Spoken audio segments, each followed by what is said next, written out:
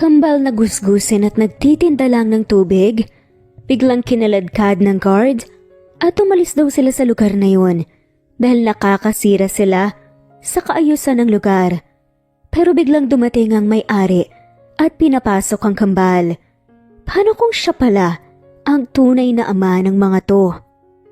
Siya si Ina Henares, nag-iisang anak at dahil sa isang kasalanan ay kinarma siya na ang bunga ng kanyang karma ay ang pagkakaroon ng bibo at mababait na kambal na sina Maria at Clara. Subalit kung may magandang pangyayari man sa buhay ko, ang dumating ay marahil yun ang bunga ng aking karma. Bunga ng aking ginawa na hindi ko pa matandaan. Ani nga ni Ina. At ang bunga na tinutukoy niya ay sina Clara at Maria. Mahilig maglako ng mineral water at chichirya para lang may pagkakitaan at makatulong sa kanilang mama Ina. Tubig po kayo riyan, ate, kuya. Chichirya po, 5 piso lang. Magkasunod na sigaw ni na Maria at Clara. Pero paano nga ba nagsimula ang lahat? Tirik na tirik ang araw habang naglalakad si Ina Henares sa gilid ng kalsada. Ilang beses niyang pinunasan ang pawis niya sa noo at pababa sa kanyang leeg. Hindi na magtataka pa si Ina kung may kakaiba na siyang amoy dahil kanina pa nga siya naglalakad at wala siyang makitang bahay na may karatulang naghahanap ng kasambahay. Bagsak ang mga balikat ni Ina at nagpatuloy na lamang siya sa paglalakad. Uuwi na naman siyang bigo at walang mahanap na trabaho. Siguro nung umulan ng kamalasan ay baka tulog pa ako. Sabi ni Ina na magulo pa ang salitang lumabas sa kanyang bibig. Kasi nga sa halip na gising ako ay hindi man lamang ako nakapagpayong. Kaya marahil walang bubong ang bahay namin o kaya naman ay tinangay ng malakas na hangin. Tulog mantika kasi ako kaya ganun ang nangyari. Nasa loko ang kamalasan at hindi man lang ako nakasukob sa payong. Sana naman nagbigay ng warning si Papa Lord. Puro siya sorpresa. Hindi naman ako natutuwa. Sabi pa ni Ina at tumingala sa kalangitan na naghahalo ang kulay asul at puti.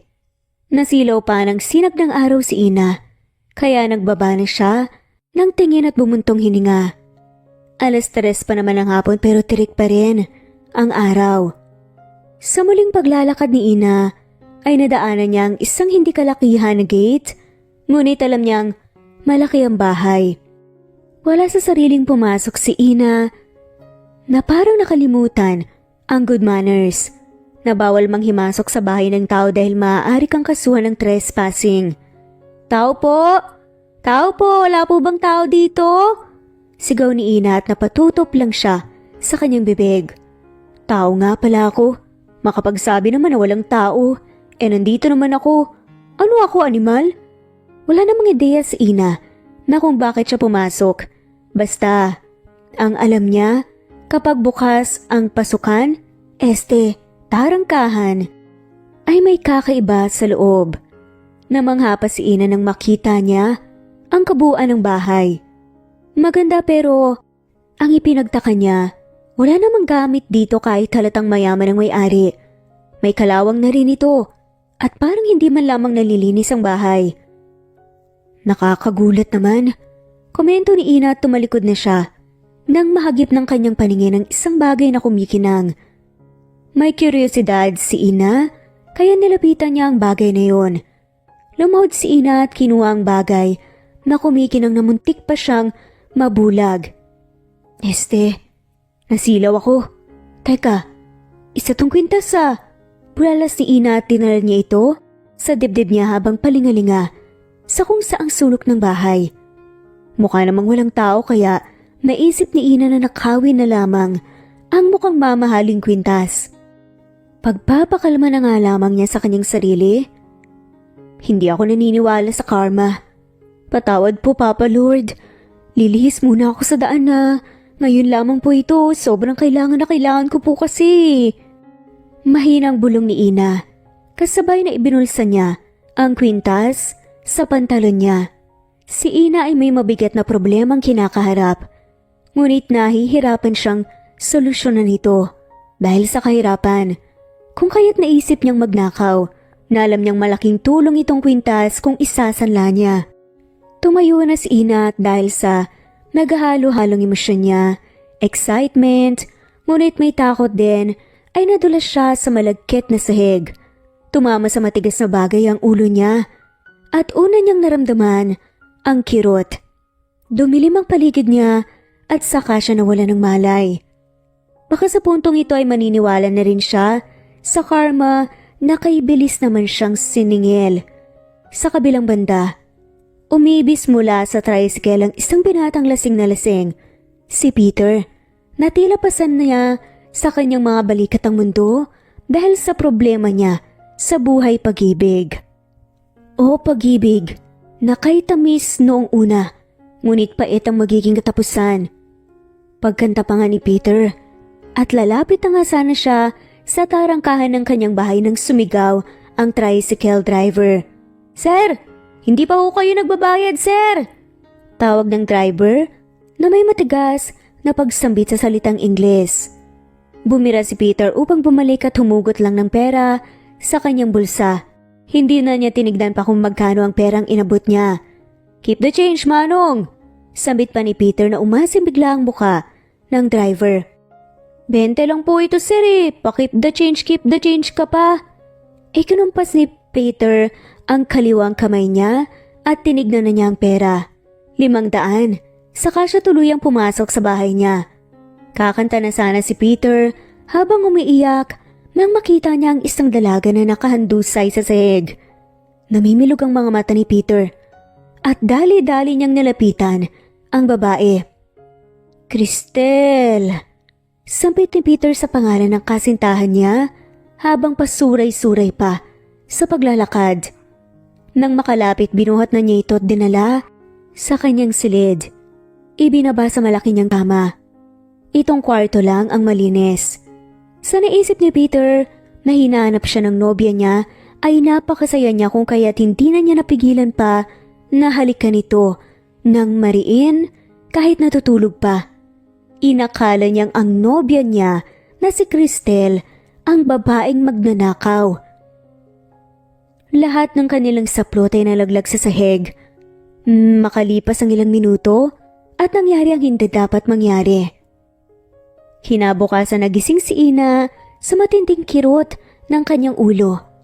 Ngunit ang higit niyang naramdaman ay ang kirot na nasa kanyang sentro.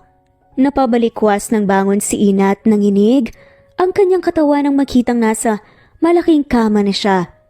Maganda at malaki rin ang silid. Pero tama na muna ang monolog ni Ina dahil ang labis niyang ipinagtaka ay ang wala na siyang saplot sa kanyang katawan. Parang nabuhusan ng malamig na tubig si Ina nang makita niya rin ang isang lalaking nakadapa sa kama at ang hubad na likuran nito ang bumungad sa kanya. Naalala rin ni Ina ang kwintas, kaya agad na siyang kumilos upang makatakas sa pamamahay na yun. Nang hindi man lamang niya nakita ang mukha ng lalaki, iyak nang iyak siya nang makauwi sa kanilang munting tahanan. Hinanap ni Ina ang kanyang amang may sakit, kaya ginagawa niyang lahat upang maipagamot ito at malaking tulong nga ang kwintas na ninakaw niya. "Amang!" Sigaw ni Ina nang makita niya ang kanyang ama na nakahandusay na rin. Sa sahig at dali-dali niya itong nilapitan. "Amang! Amang, gising po!" Mahinang sampal ang ginawa ni Ina at nagmulat naman ito ng mata. "Ina!" Naiyak sa sobrang tuwa si Ina dahil akala niya wala na ang kanyang amang. "Amang! Minalas na naman ho ako!" Sigaw ni Ina na may kasamang paghikbi.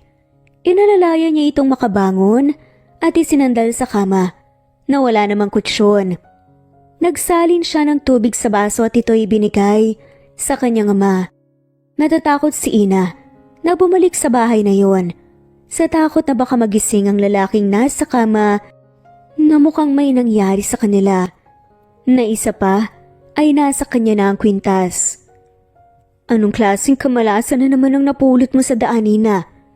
Kunot noong tanong ni Mang Elnor ang ama ni Ina, ang nag-iisa na lamang niyang kapamilya. Namatay kasi sa panganganak sa kanyang nanay niya, kaya simula noon ay si Mang Elnor na ang nag-alaga at bumuhay sa kanya. Na ngayon ay si Ina naman ang nag-aalaga sa ama niya dahil may sakit na ito. Amang, may pang-opera na po tayo para sa sakit mong lung cancer. Masayang bulalas ni Ina at ipinakita niyang kumikinang na kwintas na ninakaw niya sa mansyon. Nanlaki ang mga mata ni Mang Elnor at nagningning ang kamay na kinuha ang kwintas mula sa pagkakahawak ng kanyang anak. Nakangiti pa si Ina nang suriin niyo ng tatay niya. Ang naisip niya ay masaya rin ito sa kwintas kahit tinakaw niya lamang. Anak naman, saan mo ito nakuha? Huwag mong sabihin na ninakaw mo. Pagalit na sigaw ni Mang Elnor. Nasindak si Ina sa boses ng kanyang amang. Basta, ama, wag na po kayong magtanong. Sigaw na lamang pabalik ni Ina. Ina Henares. Sigaw ng kanyang amang. Amang, payagan niyo na po ako. Kailangan po natin eh. Mariin na napapikit si Mang Elnor at kulang na lang ay pinguti na niya ang tenga ng anak niyang si Ina. Ibalik mo yan, Ina. Ibalik mo. Alam mong masamang magnakaw ng gamit ng iba. Karma yung aabutin mo, anak. Umiiyak na sigaw ni Mang Elnor. Amang! Naiiyak na sambit ni Ina. Kahit gaano pa tayo kahirap ngayon at nangangailangan ng pera, ito ang lagi mong tatandaan. Hindi solusyon ang magnakaw upang maiahon tayo sa kahirapan. Mas mabuti pang mamalimos ka sa kalye kaysa ang kumapit ka sa patalim. Hindi baling sabihan ka na pulubi basta walang ninakaw na mga gamit at walang inapakang ibang tao at nilamangan. Kriminal ang ganyan, Ina. Sigaw pa ni Mang Elnor. Kahit wala naman ho akong pinatay, Amang, matatawag pa rin akong kriminal? Sad pa ni Ina. Dahil parang pinatay mo na rin ang taong ninakawan mo ng kwintas. Paano kung sobrang mahalaga pala yan sa kanya? Ngunit wala nang balak pa na bumalik si Ina sa mansyon dahil sa labis na takot. Hindi nga lang siya nakinig at wala naman siyang napala sa ninakaw niyang kwintas. Hanggang sa isang araw ay tuluyang binawian ng buhay ang kanyang ama. Nagbunga pa ang nangyari sa kanila ng estranghero na yon. Patong-patong na ang problema ni Ina at sa puntong ito ay naniniwala na nga siya na mabilis na ang karma.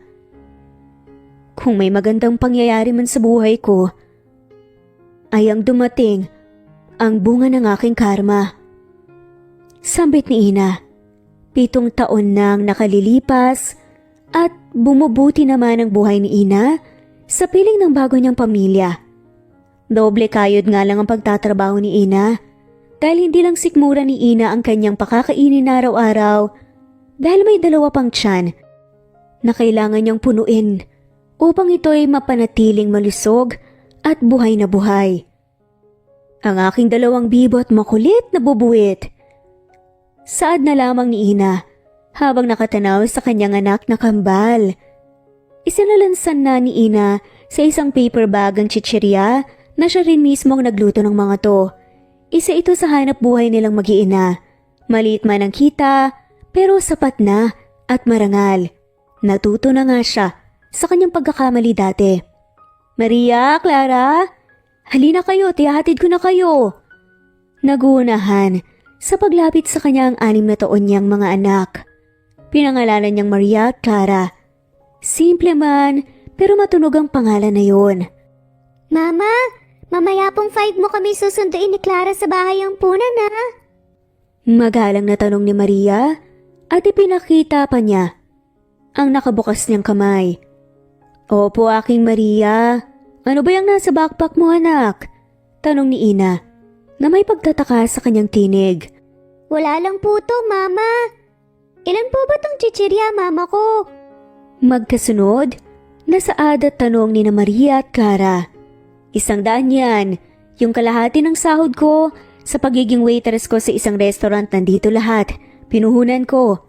Pahayag ni Ina sa kanyang anak. Opo, Mama. Sagot ng kambal. Basta, Walang alis doon at tigilan nyo na ang pagpunta sa ibang lugar para lang ibenta to sa iba. At akala nyo ba, hindi ko malalaman na nagtitinda rin pala kayo ng mineral water? Nakataas ang kilay na tanong ni Ina. Mabigat yung mga yun. Paano kung mabali yung mga buto nyo? Bumungis-ngis lang ang mga anak niya. Sa halip na matakot siya. Parehong niyakap at hinalikan sa pisngi ni Ina, sina Maria at Clara. Nilakad lamang nila ang bahay ampunan. Hindi naman ito kalayuan dahil nasa syudad naman sila. Wala pang sapat na pera si Ina para ipasok sa paaralan, sina Maria at Clara. Pero nagsusumikap sila. Kaya roon na muna ito magkikinder sa bahay ampunan. May maliit na paaralan kasi doon. Nag-iipon lamang siya ng pera para paghandaan ang pagpasok nito sa grade school. Ingat ka po, Mama! Sabay pa nasigaw ng kambal at kumaway lang si Ina, saka siya tuluyang umalis. May trabaho naman si Ina. Isa siyang waitress sa isang restaurant, maliit man ang sahod, ay ayos lang. May mga tips din naman siya na nauuwi sa kanilang nirentahan na apartment. Matatalinong bata, sila Maria at Clara. Mabait, magalang at bibo pa. Lihim na diskarte lamang nila ang magtinda ng mineral water at suwestyon naman nila ang gumawa ng chichirya ang kanilang mama Ina para ilako nila. Dati kasi ay kay Aling Era nila kinukuha yun at iilan na pera lamang ang ibibigay sa kanila. Ngunit ang hindi alam ng kanilang magandang ina ay mula na sa pera ni na Maria Clara ang pagbibili ng mineral water. Ipon nila yon mula sa baon nila at sa dating munting barya na inaabot sa kanila ni Aling Era. May mga pagkakataon din na sinusubukan nilang mamalimos para pampuhunan sa maibebenta nilang mineral water. Natapos din ang pagtuturo ng mga madre sa kanila at dali-dali na sila lumabas. Nagtungo sa tindahan ni Aling Era. Dito sila bumibili ng mineral water. Aling Era, amin na po ang mineral water namin! Bibong sigaw ni Clara kay Aling Era na may patalon-talon pa. Ang chichirya na dala nila ay nasa backpack na nila pero ang kalahati ay nasa paper bag pa rin naman. Aba, kayo'y maligalig masyado! Natatawang sigaw pa ni Aling Era. Mabait naman ang ginang at naiintindihan niya ang sitwasyon ng mga bata. Napabungis-ngis ang mga cute na bata. Oo naman po, Aling Era. Para dapuan ho kami ng swerte. Sagot naman ni Maria. O siya, heto na ang mga tubig nyo. Mag-iingat lang kayo ah. Salamat po, Aling Era. 60 ang dami ng mineral water na dala-dala nila. Pinagtulungan na lamang nilang dalhin yon kahit alam nilang malalagot sila sa mama Ina nila. May nakita na ako kanina na bagong bukas sa Hotel Clara. Doon tayo. Pero may kalayuan yun sa dati nating tambayan. Pahayag ni Maria kay Clara. Tumango naman ang isa. Ang importante maubos natin to. Sabi naman ni Clara. Tagaktak na ang pawis nila Clara at Maria nang makarating sila sa tinutukoy na bagong bukas na hotel. Pero hindi pa naman ito tuluyang binubuksan dahil sa nakita nilang ribbon. Ay, may ribbon cutting ceremony pala sila, Clara. Tamang-tama Maraming mga tao. Tara. Pupudulin natin sila ng tubig at saka chichirya. Nakangiting anyaya naman ni Maria saka sila lumapit sa gawin yon. Kuya, tubig po. 15 pesos lang po, kuya. Pangkain lang po. Masaya ang alok ni Clara sa isang matabang lalaki. Hindi siya nito pinansin. Kinalabit ulit ni Clara. At muling sinabi yon. Kung kaya't lumabas ang dalawang biloy sa magkabilang pisngi ni Clara. Halos hindi na nga siya makakita pa dahil sa bangs niyang umabot na sa kanyang mga mata na sobrang cute din tignan. 15 pesos? Ang mahal naman yan, Neng, tapos hindi pa malamig Reklamo ng lalaki kay Clara at hinawakan pa ang mineral water. Baka mamaya niya nilagyan mo lang ng tubig sa pinulot mong bote. Sad pa nga nito. Ay, bad po yun, kuya. Hindi po kami scammer, Kami po ay nagbebenta ng malinis na tubig. Tignan mo po kuya, super higpit po ng takip. At isa lang ho ang meaning niyan. Bagong-bago po to. Madiskarteng sambit ni Clara. Bakit ang mahal naman? 10 pesos lang tuning ah. Katwiran pa ng may reklamong lalaki. Kasi po, dala-dala namin to. Mula pa kami roon no, kuya oh. Sabay nguso at turo ni Clara sa dulo ng dinaanan nila. O sige na nga, kukuha na ako ng isa kahit hindi naman ito malamig. Tsaka mahal. Kamatulong sa adpa ng lalaki. Kuya naman kasi, tirik ang araw at mas mainam ang uminom ng hindi malamig para hindi ka sipunin.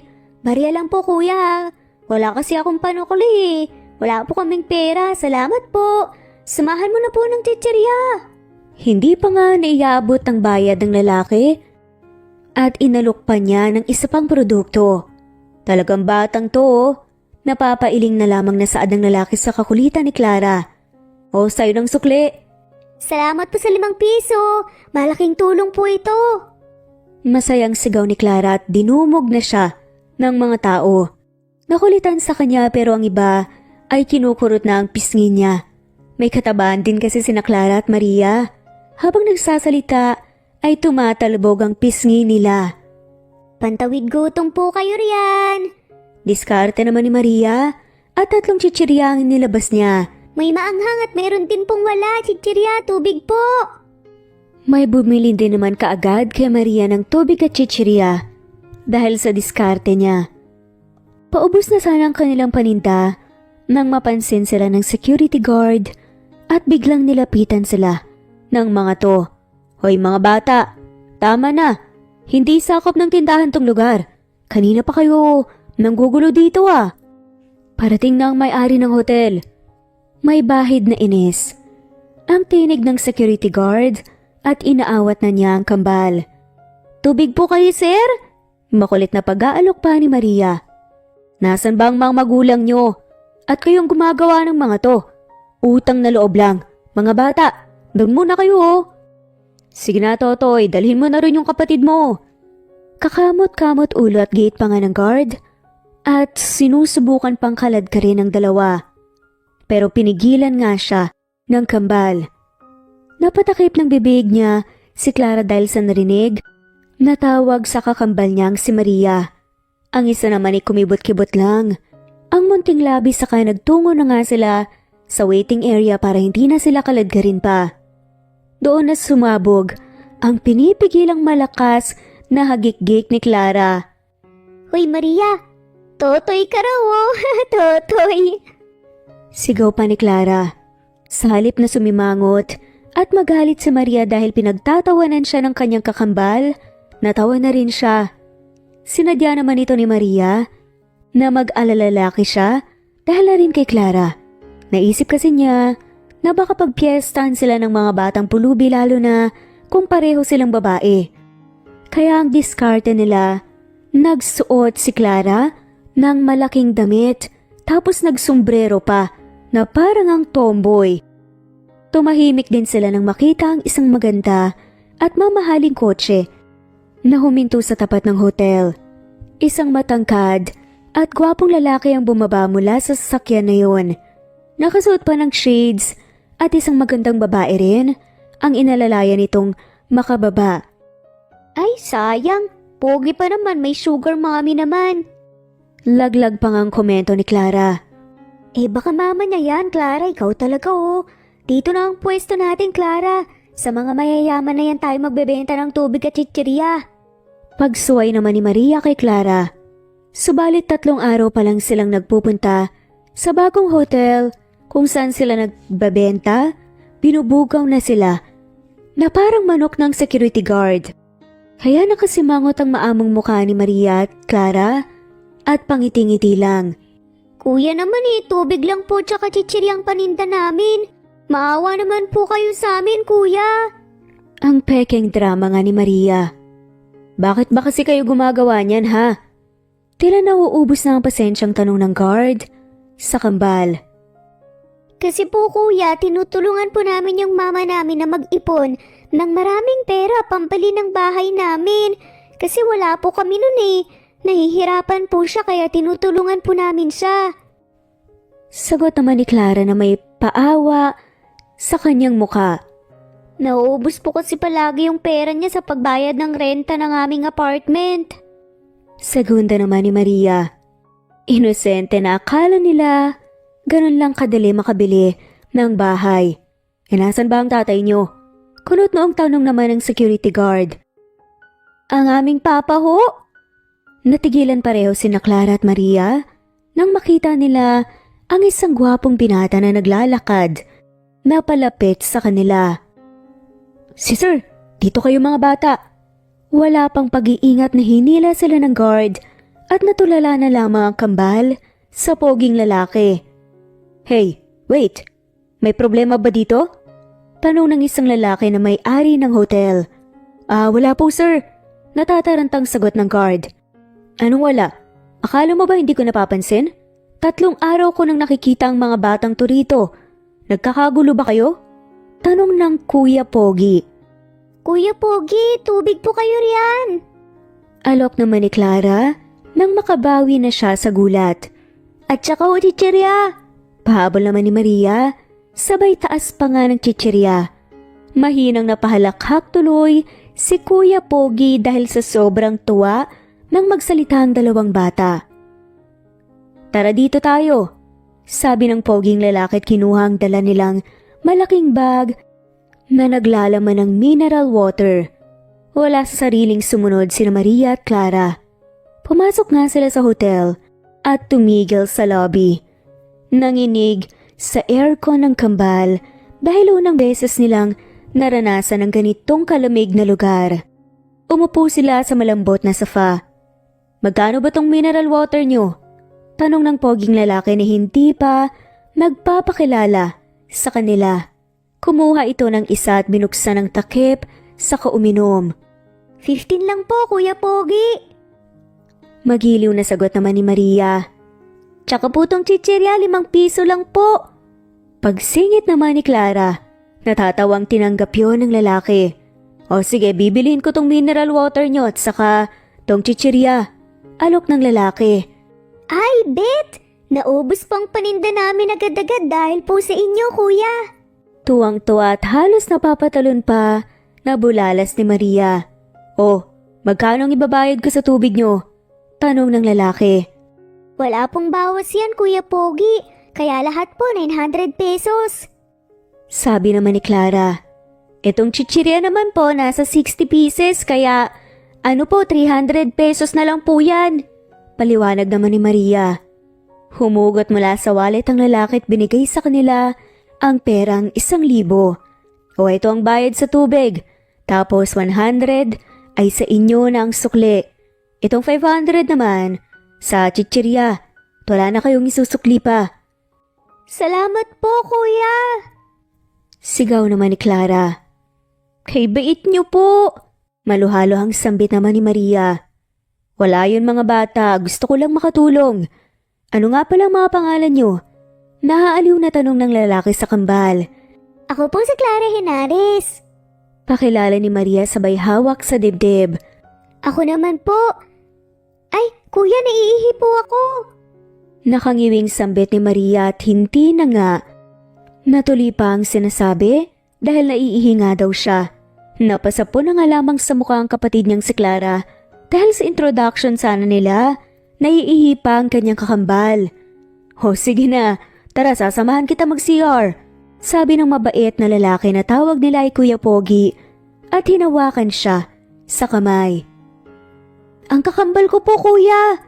Sabay ni Maria, tinuro si Clara. Hindi pa natagang loob ni Maria kung may iwan niya ang kanyang kakambal sa labas. Siya kasi ang mas matanda at responsibilidad niyang alagaan si Clara. Pababantayan ko siya. Sagot ng lalaki at nagtawag pa nga ito ng isang empleyado para bantayan si Clara at nang makitang may kasama na kahit estranghero pa, sumama na rin siya sa lalaki. Doon mismo sa banyo ng lalaki siya dinala. Naiyak siya dahil naiihi na nga siya. Oh, bakit ka umiiyak? Nalilitong tanong ni Kuya Pogi kay Maria.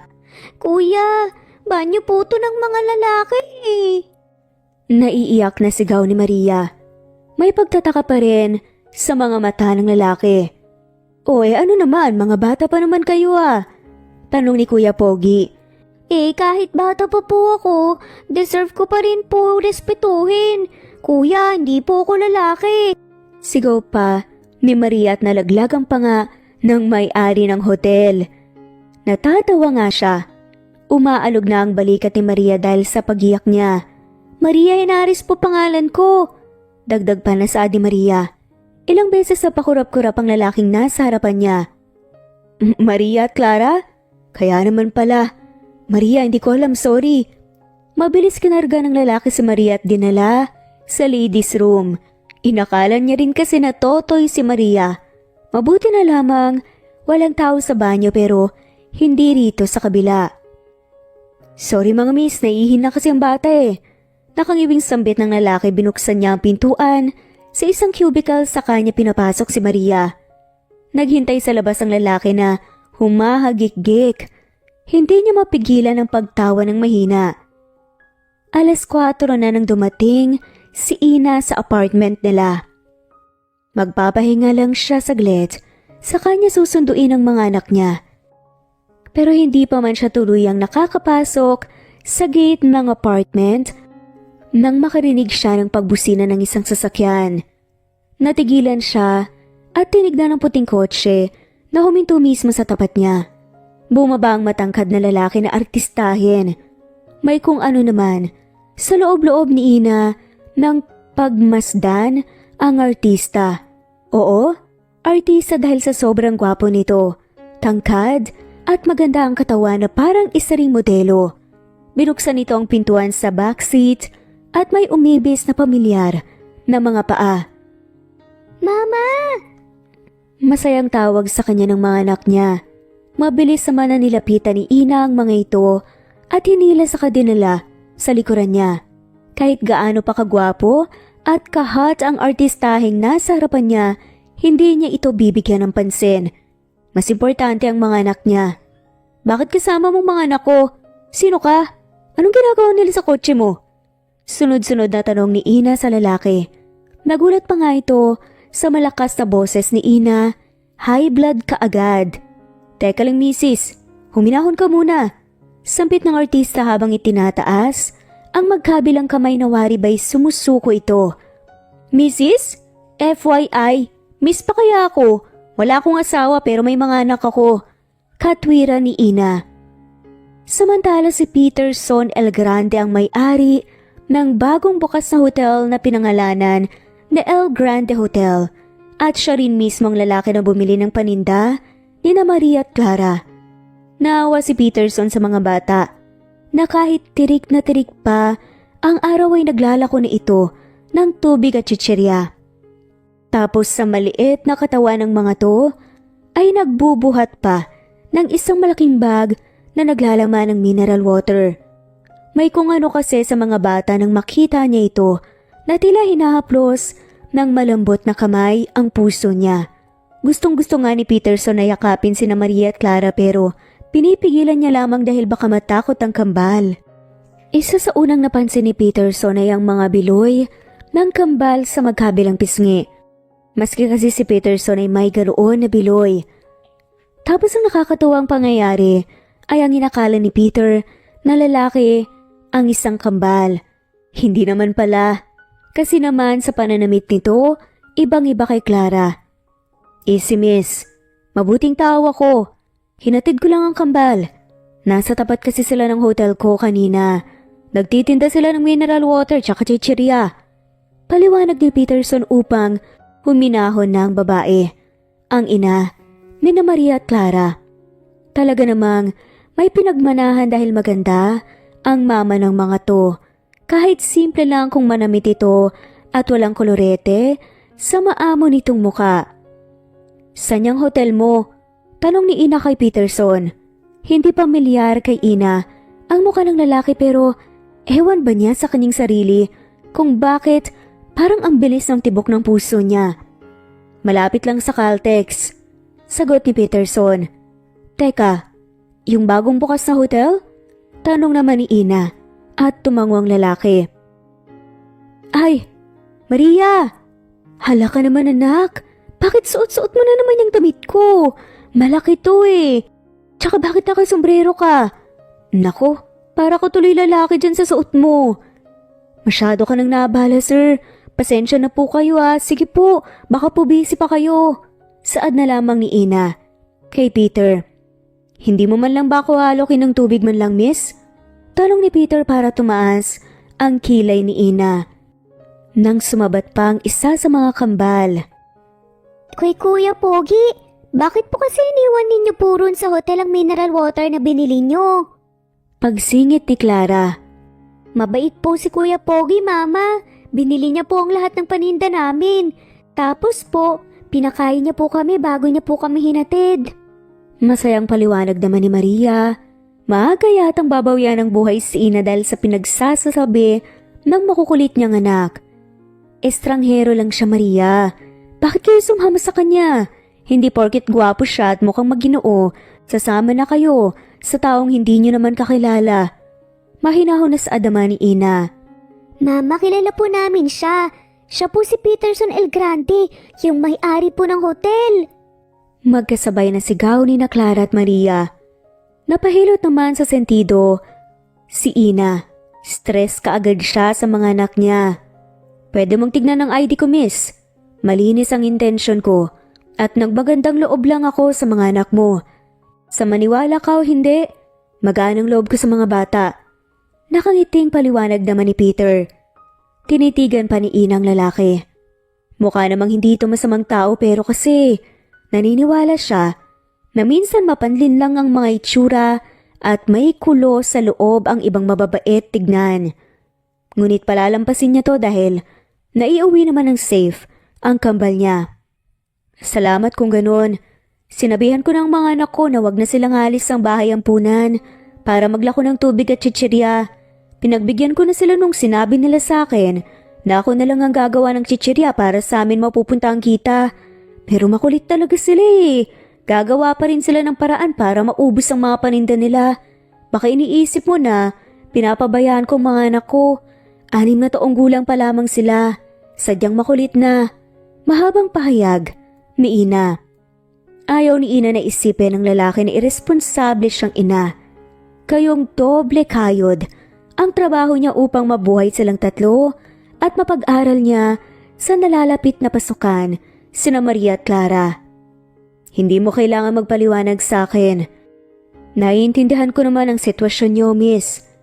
Sabi kasi sa akin ng kambal nagtatrabaho ka raw at gusto ka nilang tulungan. Mababait sila. Napalaki mo sila ng maayos. Sabi ng lalaki. Mukha namang friendly. Mukha pang artista. Pulong naman ni Ina sa kanyang sarili. Salamat kung ganun. Sabi na lamang ni Ina at ngayon may ngiti na sa labi. By the way, I'm Peterson El Grande. 30 years old na ako. Pagpapakilala ni Peterson. Ina Henares, 25 pa lang ako. Sambit naman niya. Akala ni Ina ayun na ang una't huling araw na magkikita ulit sila ni Peterson El Grande. Pero halos araw-araw niya itong nakikita kung wala lang pasok sa Saturday at Sunday ang kambal. Hanggat isang araw ay nagulat na lamang si Ina nang makita sina Maria at Clara nakasama si Peterson sa mismong restaurant na pinagtatrabahuan niya. Ang mga anak kong pahamak na nakasungkit ng artistahin. Bulong ni Ina sa sarili. Ako na pong kukuha ng order. Sabi ni Ina sa manager nila kanina pa nakatanaw sa bagong pasok na mukhang artista na ang tinutukoy ay si Peterson. May-ari ito ng hotel pero ang tawag nga sa kanya ni Ina ay artistahin sa kanyang isip. Kilala ko ang lalaking yan, Ina. Sabi pa ng manager nila at nagkanda haba-haba pa ang lieg sa pagsilip kay Peter. Napakamot na lamang ng ulo si Ina nang hindi siya pinansin ito dahil naglakad na patungo sa table ng mga anak niya. Gayon pa man, sumunod pa rin si Ina sa manager. Hi Ina! Friendly na bati pa ni Peterson kay Ina. Parang bumagal pa ang paglingon ng manager nila sa kanya. Kilala mo Ina? Tanong ng manager nila. Opo. Ano ko siya? Hindi nga mawari ni Ina ang kanyang sasabihin sa manager. Magkaibigan kami, Miss Santiago. Mga anak niyang kasama ko. Pagpapatuloy na lamang ni Peterson at itinurong 2 bibong bata na tumingin-tingin sa menu na parang may alam na sa mga pagkain na sinaserve nila. Hi po, Mama! Bati ni Clara sa mama Ina niya. Ubus na po ang aming paninda, Mama. Binili po ulit na lahat ni Tito Peterson. Tito? Tanong ni Ina at palipat-lipat ang tingin niya sa mga anak niya. Pati na sa artista, kay Peterson. Ang akala ko po Mr. El Grande ay mga anak mo sila. Naalala ko na single ka pala. Sabi ng manager ng resto at si Ina naman ay may kung anong puso na tumalon. Erase, Ina. Erase. Kastigo ni Ina sa sarili. Guwapo. At hot nga kasi ang nasungkit ng mga anak niya. Na nagalok pa ng friendship sa kanya noong isang araw pero tinanggihan ni Ina. In a good way naman. Kasi alam niya na baka madali nga ang puso niya dito. Alam niya na walang babayang hindi magkaka-crush dito dahil mabait at maginoo pa. Mga anak? Gulat na tanong naman ni Peterson at tila may mga kabayo ang nagkarerahan sa dibdib niya. Sa lakas na naman ng tambol nito. Wala pa sa sariling napatingin si Peterson sa kambal at napalunok. Imposible naman kasi na siya ang tatay ng mga to hindi naman niya kamuka maliban sa mga biloy nito sa pisngi. Ngunit napatitig naman si Peterson kay Ina. Sa maganda at maamo nitong muka, na pamilyar sa kanya. Ang kaso lang, wala naman siyang ideya kung nagkita na ba sila dati. Ang mabuti pa ho, ma'am. Kukunin ko na lamang po ang mga order nila. Sabat ni Ina at nang makaiwas na siya ng nakalulunod na tinig sa kanya ni Peter, naiilang siya dahil nga pumipintig ng mabilis ang puso niya. Umalis na rin naman ang manager at sila na lamang ang naiwan. Bahagyang lumapit si Ina kina Clara at Maria. Pagagalitan na sana niya ang mga to nang ipinakita kay Ina ang maliit na bag na pinaglalagyan ng mga kita nito. Mama, marami na po tayong pera. Makakabili na po tayo ng sarili nating bahay. Magiliw na saad ni Clara. Hindi na napigilan pa ni Ina. Nayakapin ito at halikan ang tuktok ng ulo ang kanyang anak. Sabi ko naman sa inyo na ako ng bahala Bakit ba ang kukulit yung mga bata? Tanong ni Ina na may luha sa kanyang mga mata. Natatouch kasi siya sa efforts na ginagawa ng kambal kaya mas lalong lumalambot ang puso ni Ina. Kulang pa, Clara, wag kang excited. Natatawang sambit ni Maria. Sunod naman siyang niyakap ng kanyang mama. Doon lang ulit naalala ni Ina ang kasama nilang gwapong lalaki na si Peter. Tahimik lang ito pero nakangiti ang labi sa mga nasasaksihan. Pasensya ka na. Naabala ka na naman ng mga anak ko. Bibot, napakulit talaga ng mga to. Nahihiyang saad ni Ina kay Peter. No worries, nag-enjoy ako na makasama ang kambal. Parang nawawala ang stress at pagod ko sa hotel at besides, ako talagang nagdala sa kanila rito para makita ka. Habang papunta nga kami rito sa resto na pinagtatrabahuan mo, marami silang nakwento tungkol sa'yo. Kung gaano raw sila kaswerte na ikaw ang naging mama nila. Kahit gaano pa raw kahirap ang buhay nyo, hindi mo sila pinapabayaan.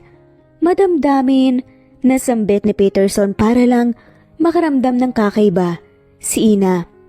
Tila proud sa kanyang lalaki at nakikiliti ang puso niya.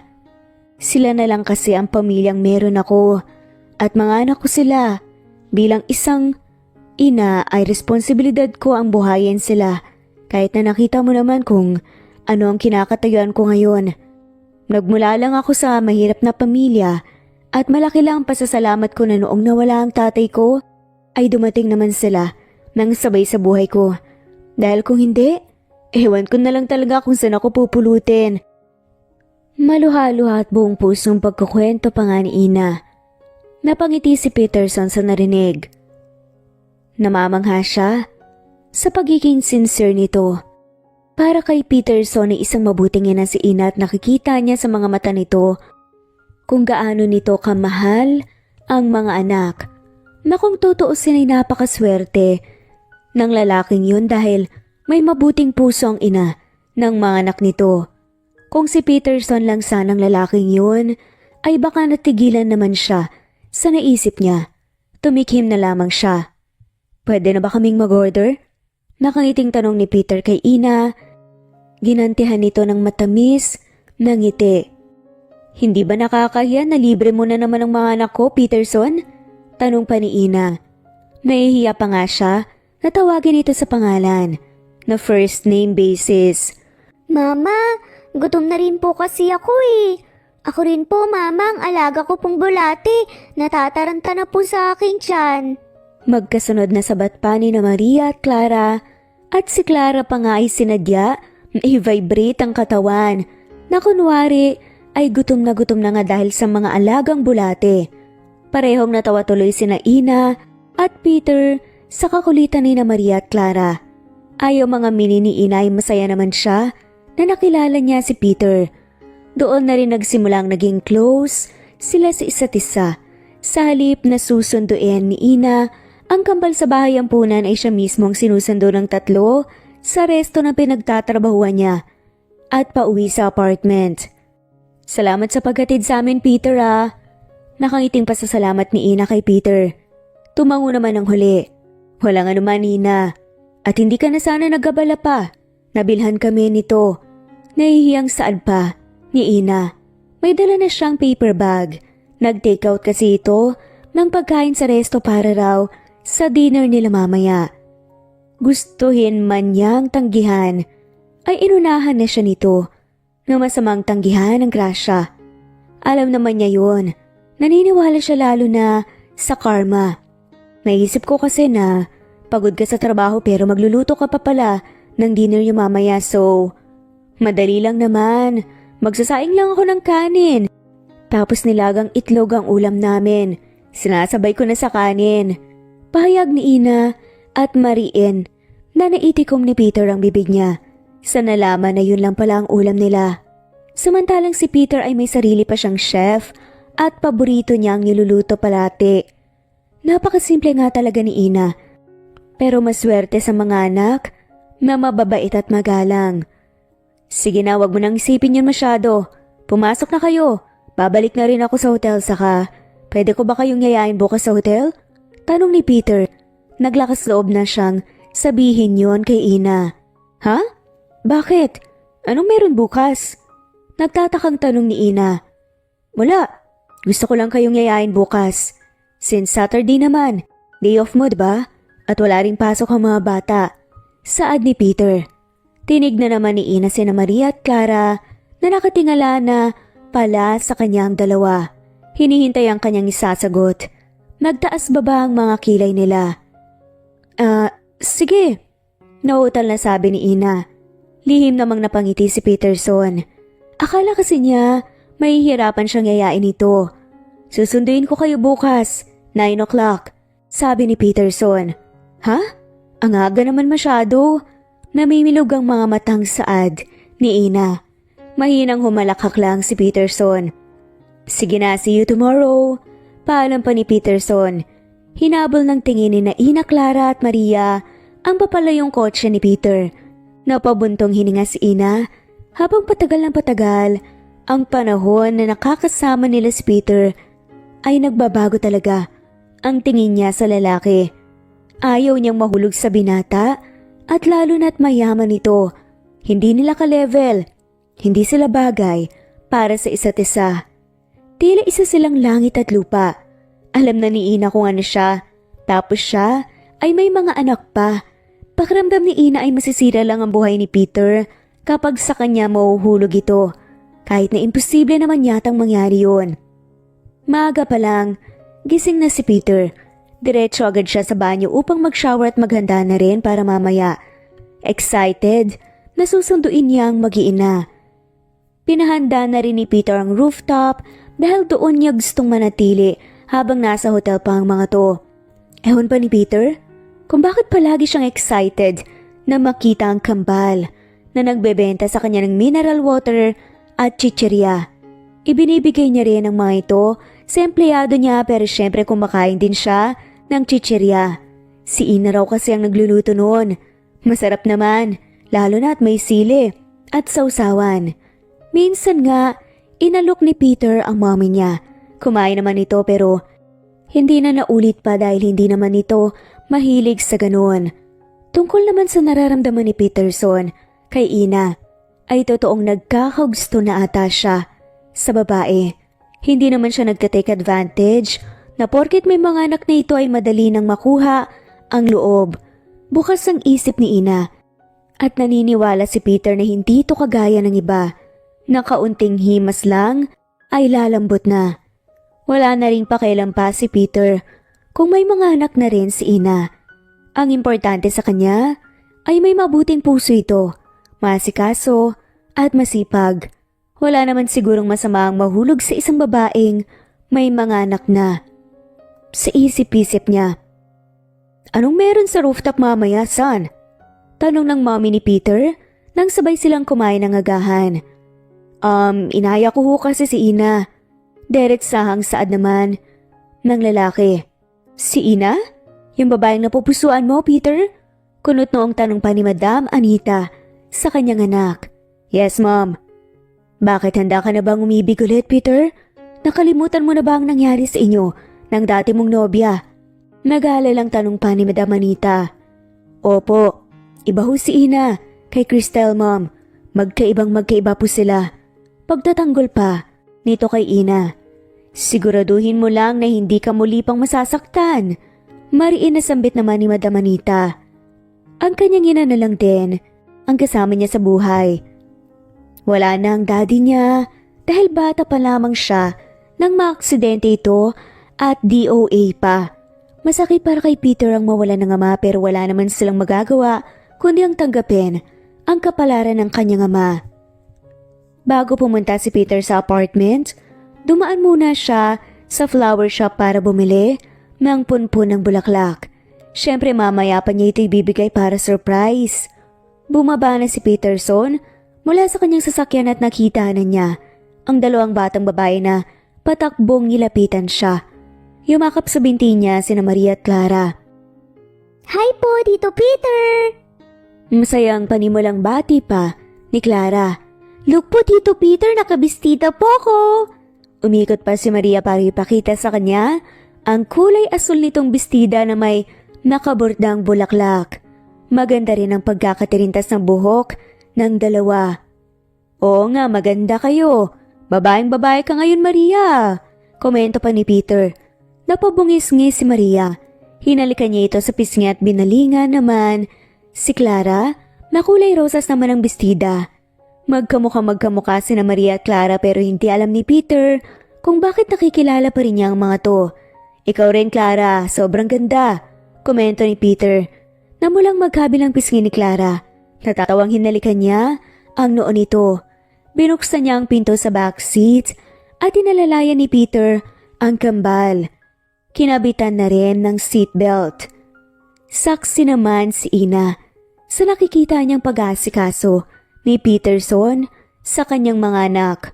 Kung tratuhin ng binata ang kambal, ay parang mga anak lang nito at isa sa pinagtataka niya ay ang likuran nito. Bakit yata pamilyar sa akin ang likod niya? Tanong ni Ina sa sarili niya. Hello, Ina. Napakurap-kurap pa si Ina nang batiin siya ni Peter na parang naglalambing pa. Nahulog yata siya sa malalim na pag-iisip at hindi na niya namalayan pa na nakatitig na rin pala sa kanya si Peterson. Hi! Nautal na bati ni Ina. Naginit naman ang pisngi niya nang pasadahan siya ng tingin ni Peter. Simpleng puting blusa ang suot niya at pink na bell shape na skirt naman pababa. Pinarisan niya rin ng flat na sandals. Ang buhok niya ay lagpas sa balikat, pinakulot pa niya ang dulo. Hindi rin alam ni Ina kung bakit nag-ayos siya ng bongga dahil na rin siguro hotel sila pupunta. Para naman hindi mapahiya ang binata, inayusan niya rin ang mga anak niya. Humakbang palapit sa kanya si Peterson. Tipid na ngumiti lang si Ina pero nabigla siya nang halikan siya nito sa pisngi. Magaan at mabilis lang pero pakiramdam ni Ina ay nagtagal yon ng ilang minuto. Ang lakas ng impact sa kanya at tila lalabas na mula sa ribcage niya, puso niya, na grabe ang bilis ng tibok nito. May kung ano sa isip niya, ang gustong tumili nang dahil sa kilig. Lahat din yata ng dugo niya umakyat sa kanyang ulo at natulala saglit si Ina sa kanya inayang sumakay sa kotse. Wala pa sa sarili si Ina pero sumunod na lamang siya kay Peter. Bakit may pakis pa? Reklamo tuloy ni Ina sa isip-isip niya. Wow, ang ganda po rito, Tito Peter. Bulalas ni Maria at patakbong lumapit sa may railing upang makitang magandang syudad ng Manila. OMG, people, super ganda naman dito. Masayang sigaw rin ni Clara na sumunod sa kakambal. Humigpit naman ang hawak ni Ina sa shoulder bag niya nang hawakan siya ni Peterson. Sa sikot pinaghugot pa siya ng upuan. Salamat, tipid na sabi ni Ina. Ngumiti naman si Peterson. Isa-isang tinanggal ni Peterson ng takip at nakita ni Ina na puro pagkain yun na pangagahan. Halos malaglag na ang panga niya. Tapos na. Iba po ito, miss. Pagputol naman ni Peter, sasabihin niya sana. Pero ang dami mo namang pinahanda, sambit ni Ina. Tinawag nito ang kambal. Kakaibang sigla at kislap sa mga mata ni na Clara at Maria ang makikita ni Ina. Ngayon lang kasi kakain ng mga to. Nakakaibang agahan. Nakaramdam ng awa si Ina.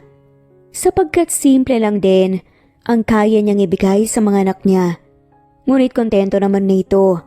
Pagkatapos ng breakfast nila, nagbigay rin ng mga laruan si Peter. Siyempre kilalang mahiyain sa libre si Ina. Tumanggi siya noong una pero wala rin naman siyang nagawa. Umabot sa lunchtime ay nasa rooftop pa rin silang apat. Masayang nagbabanding. Nanood sila ng movie sa malaking TV. Kompletong mga gamit sa rooftop. Hanggang sa napatayo na lamang si Ina. Si Peter na may dalang punpon ng bulaklak na ngayon ay inaabot na sa kanya. Para saan naman to, Peterson? Nalilitong tanong pa ni Ina. Sina Maria at Clara tumigil na muna sa panunod at binigyan pansin ang mama Ina nila na binibigyan ni Peterson ng bulaklak. Bagamat may mga ngiti sa mga labi ng kambal. Humugot ng malalim na hininga si Peter bago siya nagsalita. Ano kasi, balak ko sanang umakyat ang ligaw, Ina. Pwede ba kitang ligawan? Kumalubog ng husto ang dibdib ni Ina sa narinig. Kaya naman pala ibang nararamdaman niya. May kahulugan naman pala ang pag-imbita ni Peter kay Ina at sa kambal. Hindi, ayoko, Peterson. Biglang matigas sa pagtanggi naman niya. Napaatras pa si Ina na mabilis na lamang hinawakan ni Peter ang siko. Pero Ina, ayoko, Peter. Huwag mo na akong ligawan. Malamig na saad ni Ina. May lungkot na dumaan sa gwapong mukha ni Peter. Pero bakit? Bakit mo muna ako liligawan? Nagtatakang tanong ni Ina. Dahil gusto kita. Hindi pwede. Nakita mo naman na may mga anak ako, diba? Tignan mo, dalawa pa sila. At bakit mo magugustuhan ng isang katulad ko? Isang dalagang ina na gaya ko, Peterson? Hindi ako nakapag-aral ng kolehiyo. Na kahit high school, hindi man lang nakagraduate. Dahil mahirap lang ako. Wala akong may pagmamalaki sa'yo kundi ang magandang mukha ko lang. Ina, hindi ko naman kailangan ng babaeng may mataas sa pinag-aralan. Hindi ko kailangan ng isang babae na galing sa mayamang pamilya o sopistikada. Gusto kita dahil mabuting tao ka. Well, bukod pa sa maganda ka. Gusto kita dahil mapagmahal ka sa mga anak mo. Hindi ko minamalit ang sarili mo at ang pagiging single mother mo. Ang gusto ko sa isang babae ay may busilak na puso at sa'yo ko lang yun nakita. Oo, masyadong mabilis ang pangyayari. Pero anong magagawa ko kung gusto kita? At nandoon na rin ako sa puntong mamahalin na rin kita. Malinis ang intensyon ko, Ina, sana maniwala ka. Pahayag ni Peter na punong-puno ng sinseridad na ikinagulat naman ni Ina. Wala naman kasing espesyal kay Ina. Oo, maganda siya kahit may 2 ng anak. Marami pa rin namang mga kalalakihan ang napapatingin sa kanya pero hindi niya yon pinibigyan pansin. Dahil nga, may mga anak na siya. Baka mamaya niya na'y matatakot pa ang mga to kapag nalaman na single mother lang si Ina. Ni hindi niya nga kilala ang ama ng mga anak niya pero alam pa rin naman ang mansyon kung saan ito nakatira. Hindi nga lang niya sinubukang puntahan. Peter, bigla namang lumuhod sa tapat ni Ina si Peter. May pagmamakaawang tinignan siya nito. Hayaan mo naman ako, Ina, please. Hayaan mong patunayan ko sa'yo ang sarili ko na maganda ang intensyon ko sa'yo. Sa inyo ni Clara at Maria. Handa rin akong tumayo ng ama nila at dadalhin nila ang pangalan ng pamilya ko. Sad pa ni Peter. Sa buong buhay naman ni Ina, alam niyang kakambal na niyang kamalasan at dahil sa makasalanang ginawa niya noon ay namatay ang kanyang ama. Yun ang paniniwala niya. Bunga ng karma ang lahat. Ito na nga ba ang inilaan ni Papa Lord kay Ina na kaswertehan? Ang makakilala ng isang lalaking may busilak ang puso at handang tanggapin ang kung ano man siya ngayon. Ngunit may takot pa rin kay Ina na baka masaktan lamang siya sa huli subalit hindi pa niya nasusubukan yon. Peter. Pagputol naman ni Peterson sa sasabihin niya, hayaan mo lang ako, Ina. Hindi naman ako nagmamadali. Willing pa rin ako maghintay sa'yo. Nasagutin mo. Marami pang oras upang kilalanin ako lalo't. Willing na willing ako magpakilala sa'yo. Please. Napabuntong hininga na nga lamang si Ina. Pero kalaunan, tinanggap rin ni Ina ang bulaklak. Tumayo ang binata at mahigpit siyang niyakap. Yes! May poging daddy na kami! Magkasabay na sigaw ni na Maria at Clara. Nahiya si Ina sa sinabi ng mga anak niya. Ayos lang sa akin na tawagin nila akong gano'n, Ina. Napangiti na lamang si Ina. Salamat. Maraming buwan pa ang lumipas at nagpatuloy ang panliligaw ni Peter kay Ina. At naging regular customer na rin siya ni na Clara at Maria.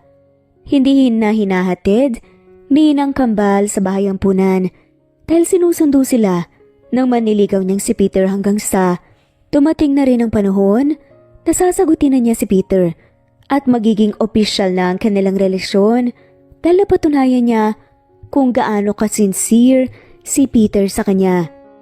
Hindi naglaho ang ngiti ng kanyang nobyo at dahil sa labis na tuwa ay nahalikan siya nito sa mga labi niya pero mabilis lang naman yun. Ngayon naman nasa mall sila, hindi para mag-date, kundi bibili sila ng school supplies ng Kambal. Next week na kasi ang pasukan. Tama na, marami na yan, Peter. Ako ang magbabayad, don't worry. Sambit naman ni Peterson. Nako, yan ang ayaw ko, Peter eh. Ako nang magbabayad. Mabilis sasabi ni Ina. Pero Ina, bago pa lang tayong magkarelasyon, huwag mong hayaan na mag-away agad tayo. Sige ka. Pananakot pa ni Ina. May kinatawan na lamang ng mga batang kasama nila. Sige na nga. Pagsuko na lamang ni Peter. Napangiti si Ina dahil may takot ang nobyo niya. Hinawi pa nito ang buhok niya at inipit sa likod ng tenga niya. Hinawakan ni Peter ang baba ni Ina at iniangat nito, saka siya siniil ng mariin na halik. Humawak si Ina sa balikat ng kasintahan niya at gumanti ng halik. Pero mabilis na naputol yun nang may magkasunod na tumikim. Napangiti si Peterson at maliit na distansya lang ang ginawa niya. Pero umisa pa siya. Mabilis na halik ngunit tila mapupugto ang hininga ni Ina. Yung mga bata. Sabi ni Ina at pinunasan pa ni Peter ang gilid ng labi niya. Hinarap na nilang dalawa, sina Clara at Maria, na ang parehong mga kamay ng mga to ay nasa bewang.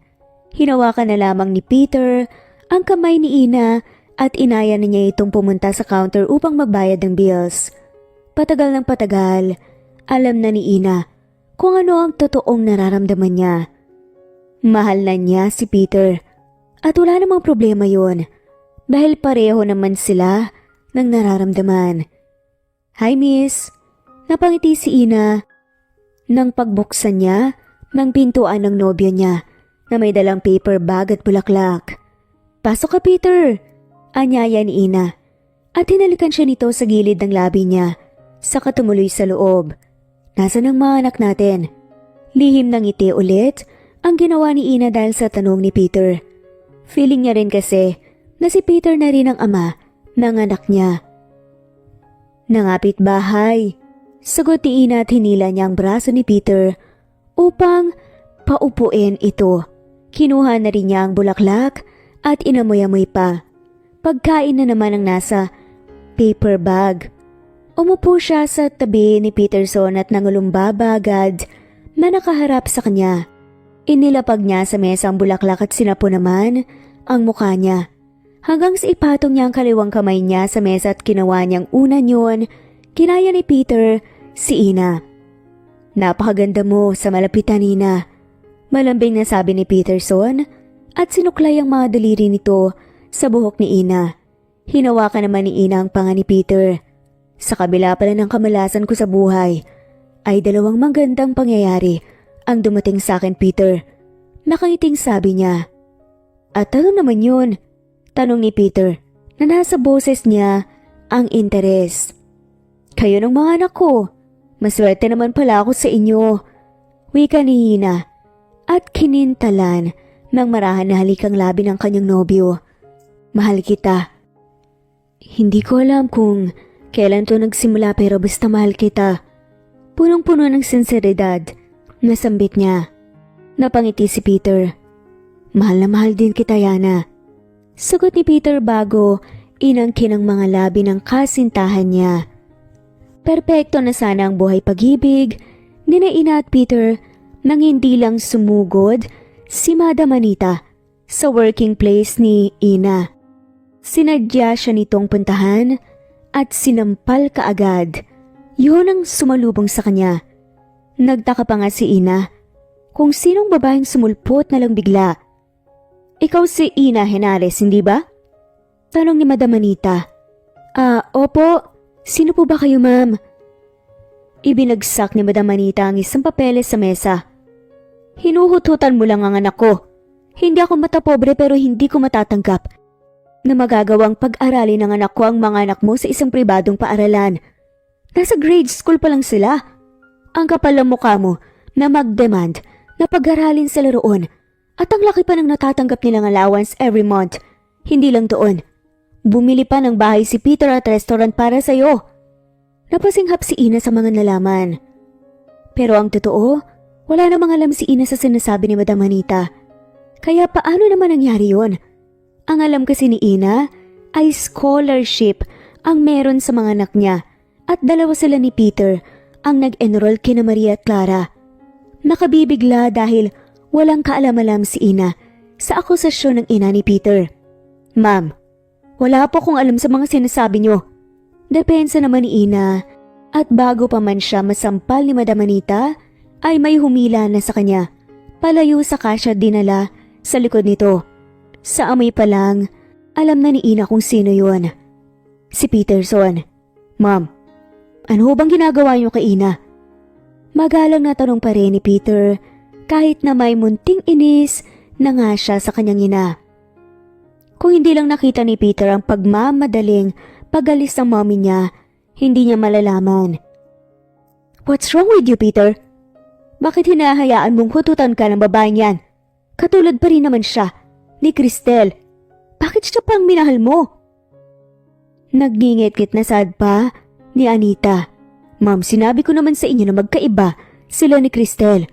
Mahal ko po si Ina at wala siyang kinalaman sa mga binibintang niyo sa kanya.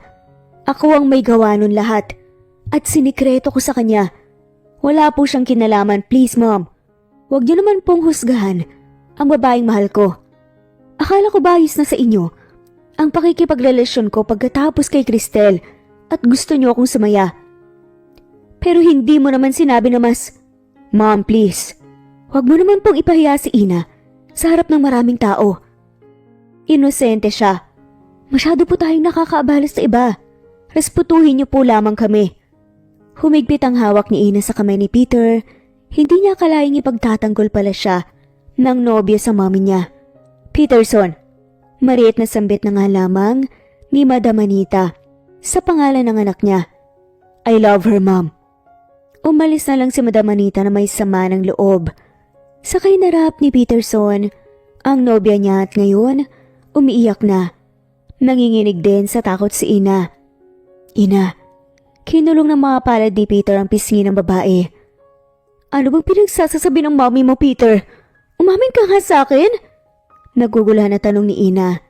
Bumuntong hininga si Peter at wala siyang choice kundi ang sabihin kay Ina ang lahat. Pinalabas lamang ni Peter na nakapag-apply siya ng scholarship para sa kambal. Natakot si Peter na baka kapag sinabi niya, hindi pumayag ang babae. Ano naman? Ang tungkol sa bahay at restaurant na binili mo. Sagutin mo ang tanong ko, para saan yun? Tanong ni Ina. Nag-iwas ang tingin si Peterson, kaya hinawakan niya ang panga nito.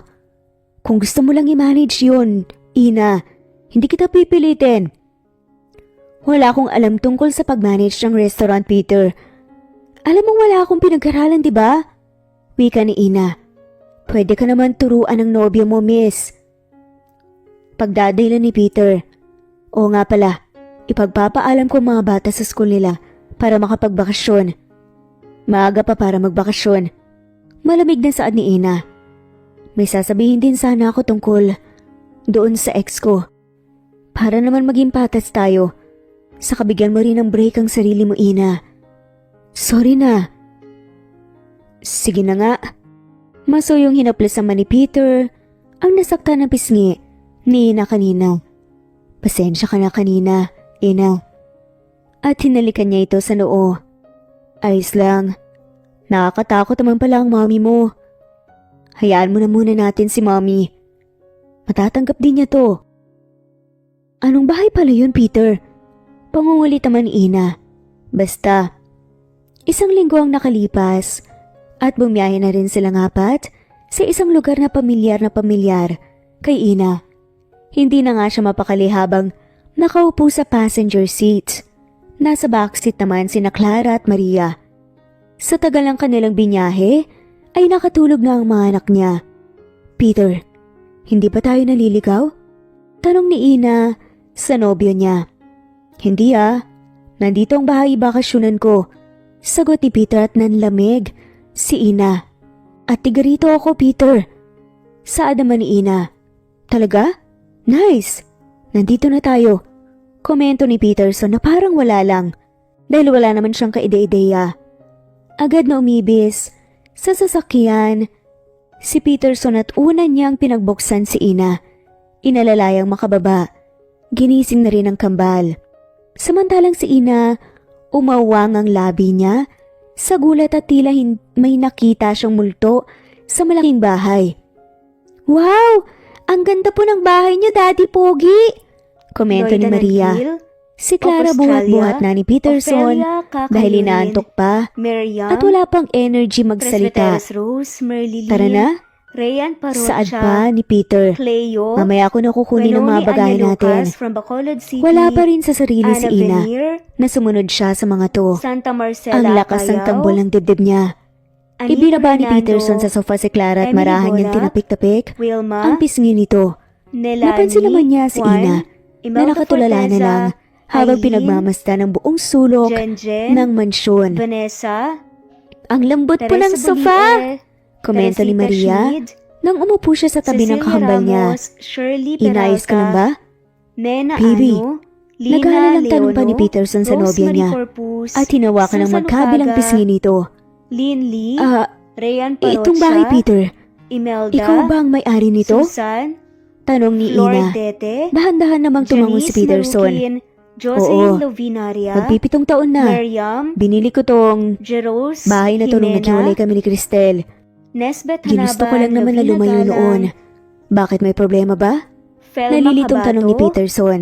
Wilma, Kumibalay sa kanya si Ina at Eileen, napaupo ito sa sofa. Augustus, Kinuha ang backpack, Leo, nadala nila Gina at Baez, naglabas ng tumbler. Josefina Rubio, Umupo si Peter sa Innocent tabi ni Ina Binary Code, at tinagaw sa mga kamay nito Merlilyn, ang tubig para Anita siya na Hernando, ang magbukas sa kanya Juby binigay kay Ina. Hernandez, Mabilis na Ana manguminom Vencer, ito at pansin niya Crispinita Rivera, ang bayolenteng paghinga. Anita, Tinatakot mo naman Nerlani, ako eh.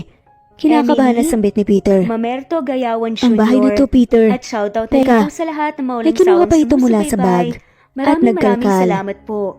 Ina, Thanks ano for ba talagang listening. nangyayari? Kinakabahan na tanong ni Peter. Tama, andito pa. Heto, tignan mo to Peter. Baka alam mo kung kaninong kwintas to. Kinuha naman ni Peterson ang kwintas at tinignan niya to. Nabigla pa siya nang maalala kung anong kwintas to. Kay Crystal to. Ibinigay ko to sa kanya dati. Wait, paano mo nakuha to, Ina? Kasi nanginginig ang mga labi ni Ina. Kinakabahan siya sa aaminin niya ngayon. Kasi ninakaw ko to dati. Inakala kong makakatulong ito sa tatay kong may sakit. Binala kong isang lato dati pag amin ni Ina sa katotohanan. Tapos, hindi mo naman sinangla. Parang wala kay Peterson ang kasalanan na ginawa ni Ina. Paano kasi nung tatakas na sana ako, bigla akong nadulas. Tumama ang ulo ko sa sahigat na wala ako ng malay. Nagising na lang ako sa... Tinignan ni Ina ang mga anak niyang kanina pa nakatitig sa kanila. Nagising na lang ako sa magandang silid. Saka may kasama ako. Ang lalaking hindi ko kilala at sila ang mga anak ko. Naging anak namin nung nakasama ko ng isang gabi. Ang bunga ng karma. Mama! Bunga ng ginawa namin ng lalaking yon. Pagtatama ni Ina nang makita niyang andun pala ang kambal. Para naman sa kanya good karma ang kambal. Datman Ina, ang bahay na to, ako lang naman ang... Kung ganun, sina Maria at Clara, sa akin sila? Sa atin sila? Nautal na tanong ni Peter. Hindi ko kilala ang lalaking yun, maniwala ka.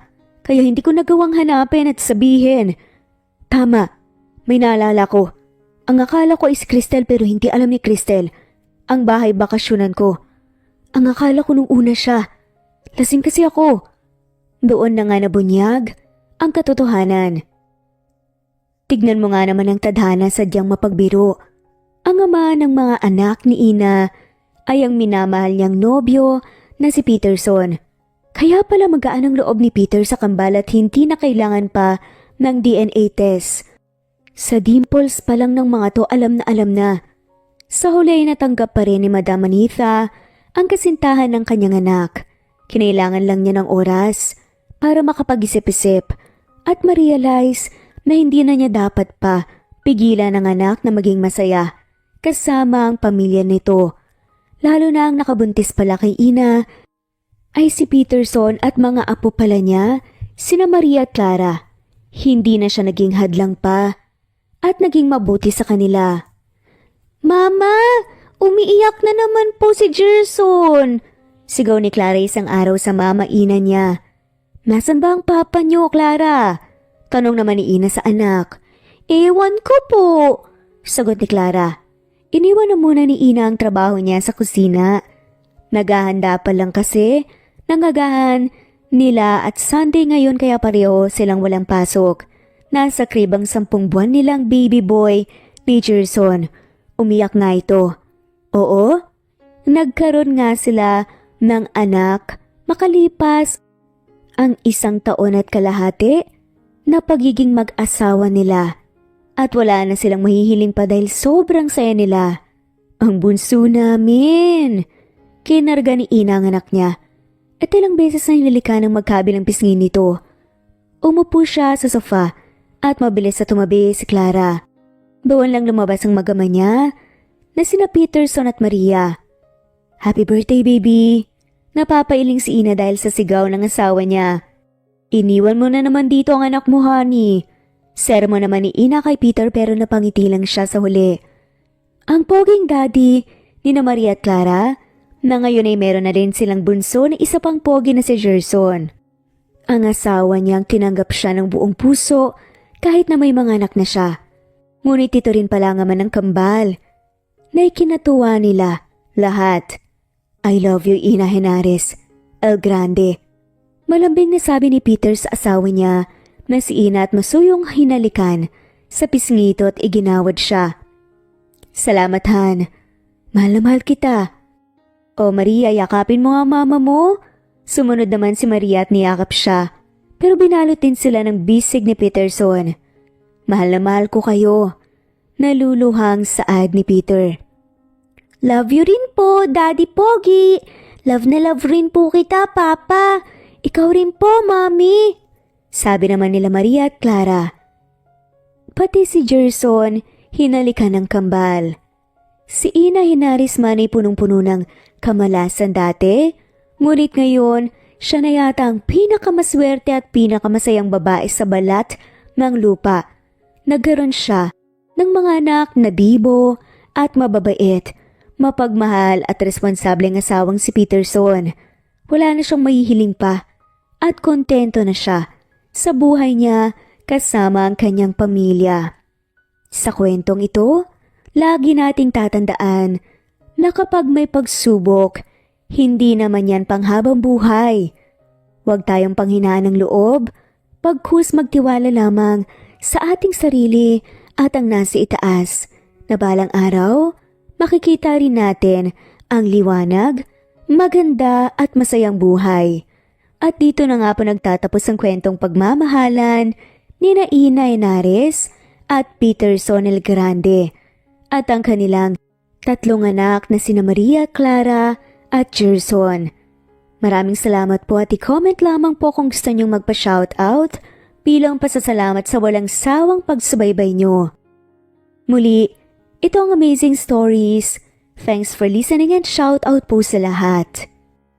Merlita Sampani, Emily Borac, Merlilyn, Carmencita, Goldfinger, Jen, Carmencita Falcon, Elisa Jacob, Presbyteros Rose, Imelda Forteza, Flory Robles, Daisy Blasa, Miras Channel, Nespet Hanaban, Romana Gorospe, Jayokad Tech, Jay, Ana Vencer, Jelly Tampos, Annalyn Tating, Carmelita Mendoza, Reynaldo Reyes, Rosemary Palaganas, Rose Martinito, Ellen Magbitang, Zenaida Porter, Valerie Donato, Merlin Baroza, Renato, Rosemary Vasquez,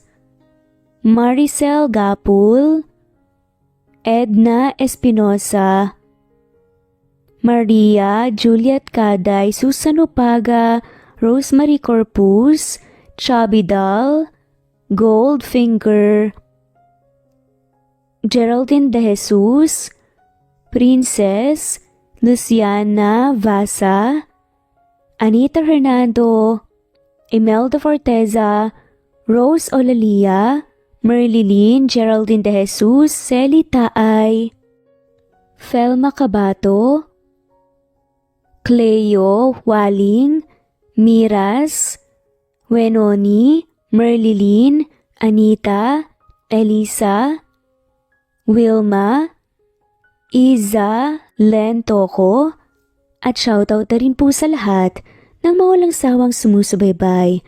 Maraming salamat po muli. Happy Friday everyone! Kambal na gusgusin at nagtitinda lang ng tubig, biglang kinaladkad ng guard at umalis